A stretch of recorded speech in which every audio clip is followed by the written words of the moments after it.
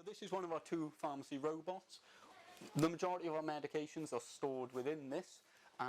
Basically, one of the girls or boys in the dispensary will be typing up, for instance, requesting a box of paracetamol, type in the directions, the label will be printed next to them, and then this contraption will come and pick it up, pop it into one of our overhead conveyors and bring it to the computer space next to them. So it makes the whole process much easier.